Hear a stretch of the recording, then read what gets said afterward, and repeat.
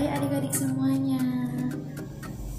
Kalian pernah nggak sih merasa bosen? Entah itu bosen karena banyak tugas, atau bosen belajar di ruangan kelas terus, atau bosen karena banyak waktu tapi nggak terpakai sama kalian semuanya. Kalian pengen tahu nggak bagaimana cara mengatasi rasa bosan kalian itu? Ya, betul sekali, yaitu dengan rekreasi. Nah, kalian tahu nggak, rekreasi itu selain bisa menghilangkan rasa bosan, juga bisa sebuah tempat belajar kalian semuanya. Nah, kok bisa begitu sih? Kenapa ya? Apakah kalian tahu? Nah, daripada kalian penasaran, mending simak terus video pembelajaran kakak kali ini.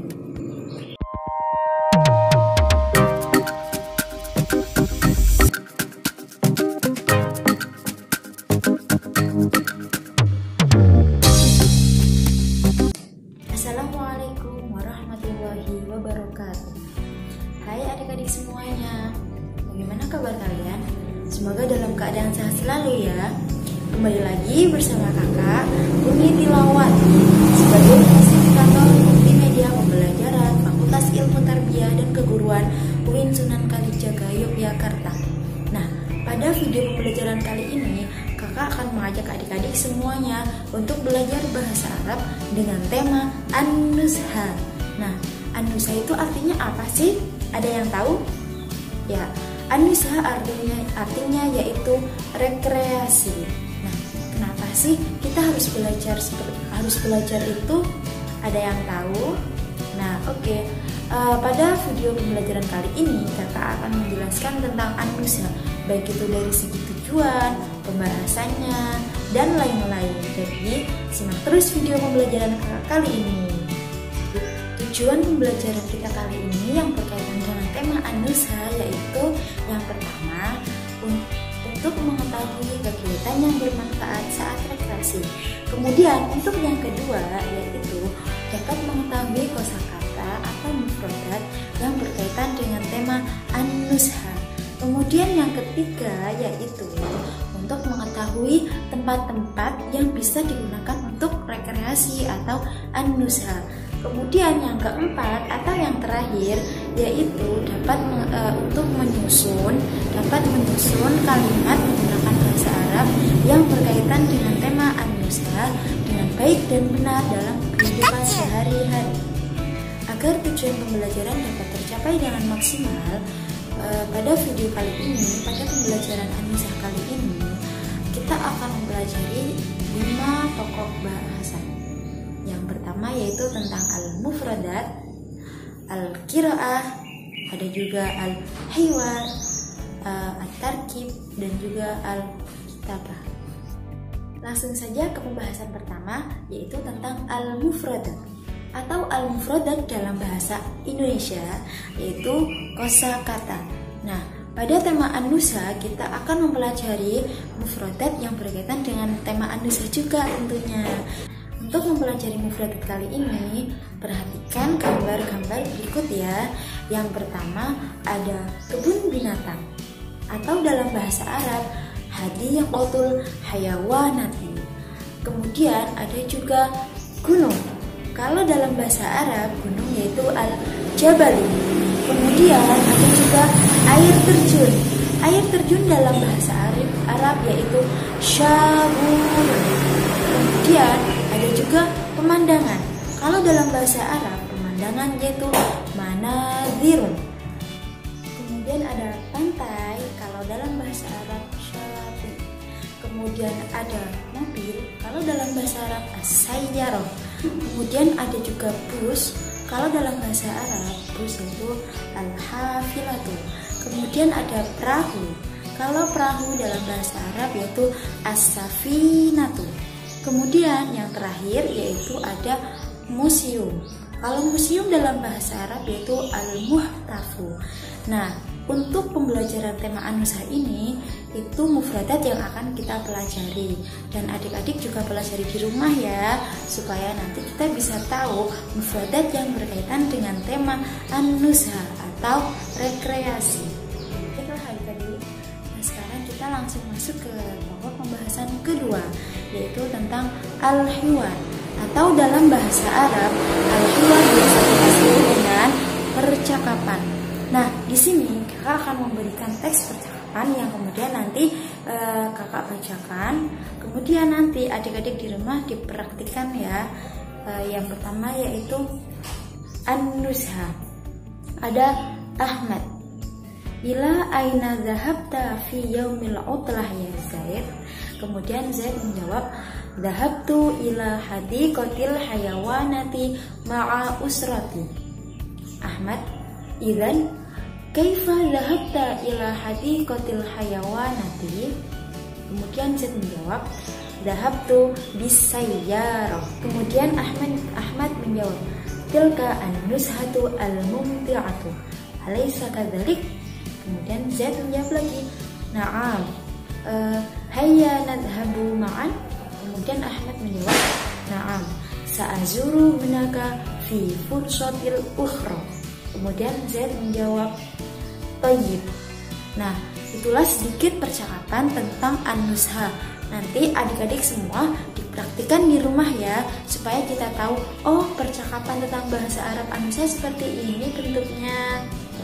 Tadi kan bahasa Arabnya al-hiwar. Sekarang kakak akan tampilkan tentang terjemah dari al-hiwar. Nah, untuk adik-adik semuanya bisa dibaca di rumah ya. Oke, sekarang lanjut ke pokok pembahasan yang ketiga, yaitu tentang al-qiraah. Nah, dalam al-qiraah ini melatih kita untuk melatih keterampilan membaca. Di sini kakak akan tampilkan lagi teks bacaan al-qiraah tentang an-nuzha juga tentunya. Nah, akan kakak baca terlebih dahulu, kemudian nanti bisa adik praktikkan lagi di rumah ya. Soalnya kalau dalam video pembelajaran itu dalam waktu yang terlalu lama nanti akan sangat menguras waktu ya. Kemudian sekarang kakak akan bacakan ya. Fi syahri Rajaba rohalat Fatimatu ila Jakarta ma'a usratiha bitoirah. Dhahabat Fatimatu ila Jakarta di ziyarati ammiha. Kana baitu ammiha qoriban minasyati. Qalat Fatimah, hadhihi fursatun jamilatun, sa'adhabu ila syafi'i. Wa fi yaumil ahadi dhahabat Fatimatu ila syafi'i. Thumma dhahabat Fatimatu ilal muhtafi baitul Qur'an. Fil muhtafi masyahifun kathiratun, minha mushaful istiqlali wa mushafu nusubu wa ghairuha. Hunaka masyahifun kabiratun wa masyahifun saghiratun. Nah, kakak tadi udah membacakan ya. Nanti video ini adik-adik putar lagi di rumah untuk bisa membaca teks bacaan qiraah tersebut. Nah, setelah kakak tadi bacakan teks al-qiraah dalam bentuk bahasa Arab, kakak juga akan memberikan terjemahannya. Ini dia terjemahannya. Nah, silakan untuk di-screenshot lagi ya, soalnya nanti untuk kalian tulis di buku kalian masing-masing agar kalian bisa sewaktu-waktu membaca kembali tulisan kalian. Nah, dalam memahami teks al-qiraah bahasa Arab tidak hanya sekali kita membaca, tetapi berulang kali kita membacanya agar kita bisa benar-benar paham terhadap kandungan teks al-qiraah tersebut. Jadi kemudian setelah itu kakak akan memberikan pertanyaan, 3 bentuk pertanyaan. Nah, di screenshot juga ya pertanyaannya nih. Nanti setelah di screenshot, kalian tulis juga di buku kalian masing-masing. Kemudian kalian jawab di kolom komentar video pembelajaran kakak kali ini. Kemudian untuk materi pokok pembahasan yang terakhir yaitu tentang tarkib dan juga al-kitabah. Nah, di sini akan kakak jadikan satu karena antara tarkib dan juga kitabah mereka saling berkaitan. Untuk tarkibnya dan kitabah kita ada dua pembahasan. Yang pertama yaitu tentang penggunaan kata tanya yang terdiri dari bima dan juga biman. Kemudian yang kedua yaitu penggunaan fi'il madhi. Baiklah, langsung masuk ke pembahasan yang pertama yaitu penggunaan kata tanya bima terlebih dahulu. Bima kalau dalam bahasa Indonesia artinya yaitu dengan apa, kemudian membutuhkan jawaban tentang sarana dan alat. Contohnya, bima zahabta ilal madrasati, jawabannya zahabtu ilal madrasati bisayyarah. Nah, di sini yang perlu digarisbawahi yaitu kata tanya bima, kemudian di jawabannya yaitu bisayyarah. Kemudian untuk yang kedua yaitu penggunaan kata tanya berupa biman. Kalau dalam bahasa Indonesia, biman artinya yaitu dengan siapa. Maka dari itu jawabannya berupa seseorang. Contohnya, biman dhahabta ilal madrasati, dengan siapa kamu pergi ke sekolah? Jawabannya dhahabtu ilal madrasati ma'a akhi. Nah, di sini yang perlu digarisbawahi yaitu ma'a akhi. Aku pergi ke sekolah bersama dengan saudara laki-lakiku. Kemudian masuk ke materi at-tarkib dan kitabah yang kedua yaitu penggunaan fi'il madhi. Nah, di sini kakak akan tunjukkan kepada kalian tabel penggunaan fi'il madhi terlebih dahulu. Kemudian setelah adik-adik perhatikan tabelnya, kakak akan menjelaskan tentang penggunaannya. Nah, yang pertama yaitu kita harus tahu fi'il madhinya terlebih dahulu. Nah, pada tabel tersebut fi'il madhinya yaitu berupa dhahaba. Kemudian di kolom pertama itu ada dhamir atau kata ganti yang terdiri dari huwa, hiya, anta, anti, ana, nahnu, Ahmad, dan Fatimah. Kemudian di kolom berikutnya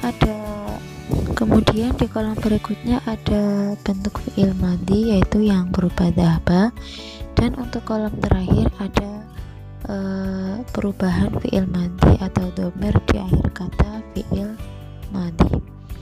Nah, yang pertama kita akan bahas lafadz dhahaba yang kemasukan dhamir huwa. Dhahaba ketika kemasukan dhamir huwa, maka dia lafadznya tetap atau tidak ada perubahan.